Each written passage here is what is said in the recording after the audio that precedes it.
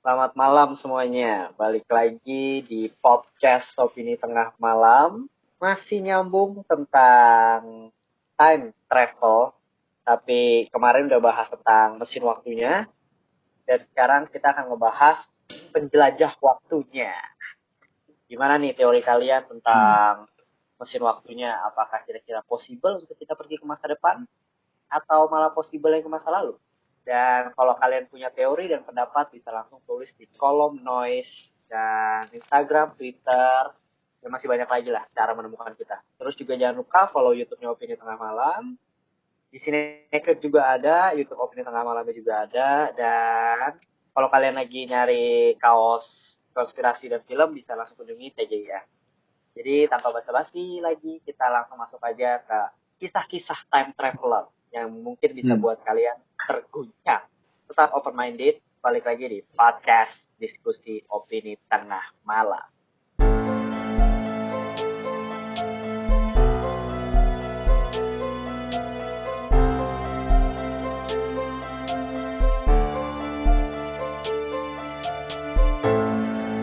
Nah, gimana nih kabarnya para pendengar open minded? Jadi sebelum masuk mungkin gue mau menekankan lagi kalau kita tuh masih social distancing. Jadi ada yang bilang suara gue terlalu cempreng, tolong deketin ke mikrofonnya. Ya mau gimana, kita nggak ketemu aja kayak pakai mikrofon masing-masing. Ini pun gue udah pakai mikrofon gitu. Tapi emang suaranya cempreng aja. Masih bareng gue Bimo Konspirator, ada Faris Realistis, di Stabil. Tak percaya ntar enggak ya? Gue baru mengumumkan nama itu tuh. Gimana menurut lu tadi? Fedrian apa tadi? Fedrian Labil. Bingung ya, gue abisan bingung anjir. Iya kadang mantep, tapi kalau pakai teori seperti tidak mungkin gitu. Ini dari masing-masing kita bertiga, kita punya favorit time traveler atau penjelajah waktu. Gue punya favorit gue, Haris punya favoritnya, Fedrian punya favoritnya. Nanti kita lihat siapa yang paling make sense, siapa yang paling menarik. Buat yang udah dengerin Time Machine, bisa langsung lanjut dengerin ini. Dan buat yang belum dengerin Time Machine, tetap bisa dengerin. Nggak nyambung sih, cuma akan lebih bagus kalau dengerin Time Machine-nya dulu. Langsung gue masuk aja ya. Ini dari merinding.com. Jadi pada tahun 2000-an, kita tuh pernah ramai nih. Kita tuh pernah yang namanya, ternyata ada loh time traveler gitu. Namanya itu adalah John Kay. Salah deh. Namanya itu John Titor. Jadi sangar anjay. Namanya itu John Titor.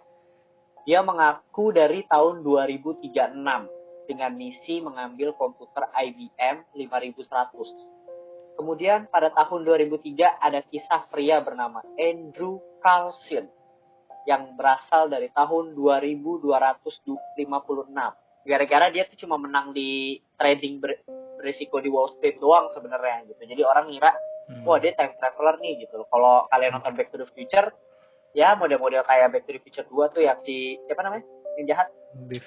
Iya, Beefnya balik ke masa lalu untuk ngubah gitu. Cuma ini nih ada pembantahnya ternyata.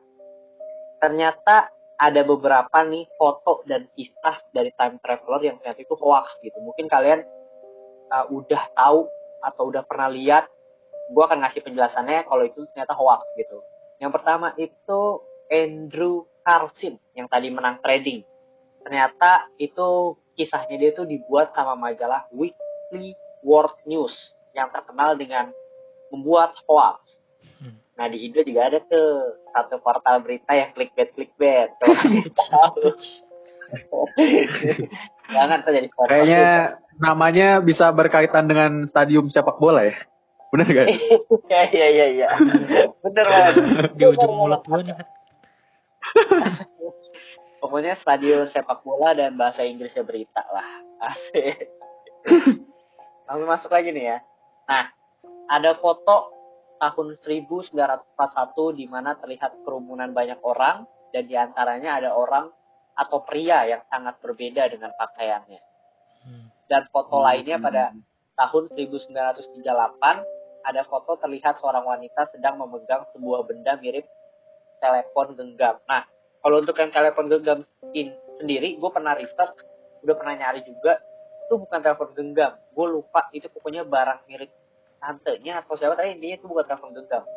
Dan Ini yang mana, Bin? Charlie yang Chaplin. wanita. Charlie Ini Chaplin. telepon ya? Iya, itu bukan, tahu gue itu bukan telepon. Gue taunya itu ada yang bilang sih alat bantu dengar.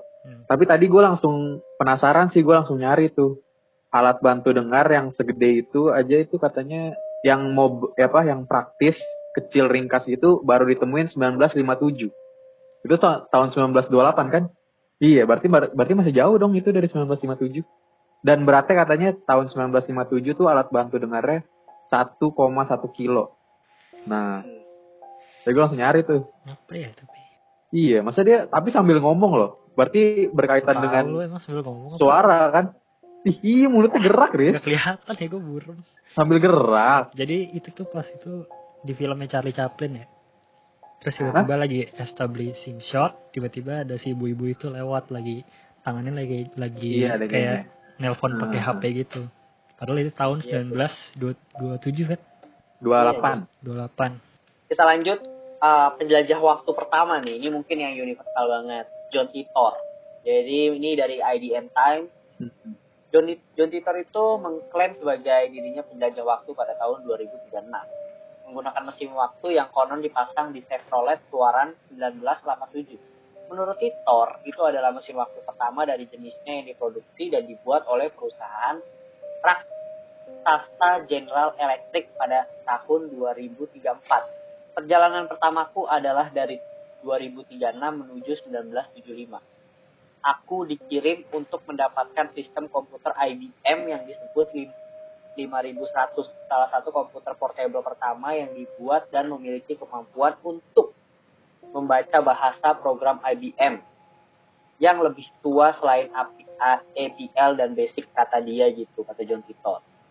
Tujuannya dia sih masuk akal sih sebenarnya. Cuma emang yang jadi kontroversi ya itu kalau nggak salah di tahun 2000-an sempat booming dan orang jadi percaya nggak percaya gitu. Nah, akhirnya ada nih yang melacak John Titor. Dalam sebuah video diposting di YouTube, sekelompok detektif amatir melacak keberadaan Dr. Larry Haber, pengacara dunia hiburan asal Florida yang mewakili Kay Titor, perempuan yang mengaku ibu John sejak tahun 2006. Video tersebut, Haber ditanya dengan detail tentang John Titor ini, namun ia meminta kru menghapus komentarnya. Haber cenderung bungkam sepanjang wawancara dan membantah tuduhan bahwa klaim John Titor adalah penjajah waktu tipuan belaka aja. Jelas saja, apalagi Haber adalah CEO The John Titor Foundation. Ini udah ada John Titor Foundation sih. Di balik produk kenang-kenangan dan buku soal cerita John Titor yang meraup banyak untung. Gimana tanggapan lu? Untuk John Titor ini? Menurut gue serba salah juga sih kalau kayak yang menghasilkan uang gitu loh kan. Jadi iya sih, misalnya lu bener atau salah juga kan pasti akhir-akhirnya jadi buku, ya nggak sih? Atau jadi film gitu. Tahu nih. Jadi tadi gue baru mau percaya deh anjir. Kalau gue nambahin doang nih. Yang gue tahu dia tuh sempat ngasih beberapa prediksi gitu. Perang saudara tahun 2004 di Amerika. Terus katanya itu beneran terjadi 2004 sampai 2008, terjadi demonstrasi dan pergolakan di dalam Amerika. Terus nih ada yang mantepnya nih. Pas dia balik nih, sebenarnya masih banyak sih. Cuman yang paling mantepnya aja dah. Jadi setelah dia kayak ngaku nih balik ke tahun 2036, keluarganya tuh pindah ke Nebraska. Setelah seminggu keluarganya pindah ke Nebraska, badai tornado di Florida menghancurkan rumahnya. Jadi keluarganya selamat di Nebraska. Keberuntungan gila lo. Lah, seminggu sebelum loh. Setelah dia ngaku cabut ke 2036 loh. Itu sih yang mantap. Apa tujuan dia balik tuh nyamakin ya? Tapi nggak tahu juga sih si John Titor kemana? Apa hilang? Kayaknya udah hilang jadi. Sih. Setelah itu katanya ada yang melacak keluarganya, cuma kayak keluarganya tuh dilindungin gitu, Riz. Gitu. Oke. Menarik sih John Titor. Tapi udah basi banget. Anjir. Ya. Jontor aja panggilnya. Tapi juga tuh. Oke, kita lanjut dulu deh ya. Gue bacain dulu nih sampai habis. Pertama ada Hakan Nordqvist. Hakan Nordqvist ini dia telah mengaku bertemu dengan versi tuanya dirinya sendiri. Kisahnya saat itu ia terpleset di dapur rumahnya. Entah bagaimana dia merasa masuk ke sebuah wormhole. Jadi intinya ada yang bilang dia terpleset, ada yang bilang juga kalau dia itu nginjek genangan air yang dia juga nggak tahu lah kok misalnya keran dapur gue bocor nih gitu loh, pas dia injek ternyata dia masuk ke wormhole. Tapi dia masuk ke wormhole itu katanya. Pas dia masuk ke wormhole dia dibangunin atau ketemu sama cowok yang mirip banget sama dia. Nah pas dia ketemu dia ngeliat tatonya di tangannya, ternyata itu tatonya dia gitu. Dan dia kaget, cowoknya juga kaget kalau dia itu ternyata ketemu dia di masa depan gitu. Nggak ada yang tahu gitu loh, tapi kayak lu tiba-tiba ketemu di masa depan gitu. Terus akhirnya biar semua orang percaya, dia foto sama si orang tua tersebut gitu, dan fotonya ada, orangnya juga mirip banget. Cuma nggak dikasih tahu gimana caranya dia balik ke masa kini. Gimana kalau menurut? Botak. Iya benar banget. Iya benar, Riz. Yang tatonya di lengan kanan, Riz. Ya hanya terjatuh dan bermimpi. Iya kayaknya dah. Itu kayak celeng atau ada penyakit vertigo aja. Masuk ke wormhole. Cara masuk ke wormhole geblek anjir. Tiba-tiba ada air. Iya. Anjing dah, maksudnya. Lagi. Kelas itu di mana anjir? Di jalan mana? Maksudnya di dapur katanya. Wormhole anjir, kocak juga sih. Kayak ngapain juga wormhole di dapurnya dia anjir. Terus kalau tato mah banyak kali ya, tato temporer ya, yang beli ya abang-abang lihat yang di panas. Bisa. Ya kita believe it or not lah, tapi gue nggak percaya sih kalau itu mah namanya kepleset, jatuh, dihalu lu nya. Oke, Paris ada nggak nih time traveler? Sebelum gue bacain ada 2 lagi nih gue. Noah. Satu. Gue bacain ya, Noah ya. Oke. Ini juga sempat booming nih, Noah.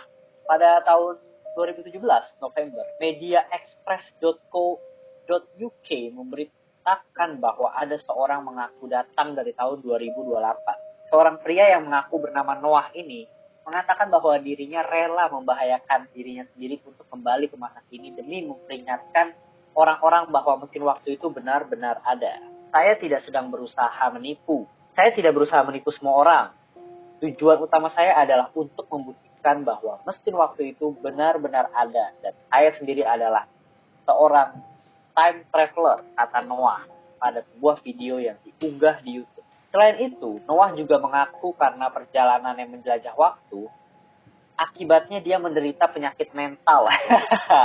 Ini anorexia. Apa nih? Anoreksia dan depresi. Lebih lanjutnya, Noah mengklaim bahwa dirinya harus mengkonsumsi obat-obatan agar terlihat lebih muda dari usia aslinya yang sudah berumur 50 tahun. Kalian tanggapan tentang Noah ini? Tapi emang orangnya tuh kurus banget tau gue. Dia masa depan duluan kali ya? Dia dari masa depan gitu. Jadi gue rada sedikit kurang percaya kayak anjir lu time travel kayaknya at least badan lu tuh bugar gitu loh. Iya maksudnya kan biasanya kalau kayak gitu kan militer gitu ya. Iya pasti ada. Ini kurus banget aja. Kayak gini. Karena kurang evidensi kali ya. Gue juga bisa bilang kok kalau misalnya gue dari 2050 tapi gue nggak mau ngasih tahu aja misalnya gitu. Pasti udah ya mungkin nggak percaya kan gitu loh ya. Kita kan nggak tahu gitu. Cuma kalau dari kalian nih gantian nih, gue udah ngungkapin time traveler gue mau nyimpan nih yang terbaik di akhir. Dari siapa dulu nih? Colekan maut lo. Gambreng dah. Gak apa-apa, gue dulu dah. Gue cuma soalnya video pendek doang, gue video pendek. Jadi video yang pertama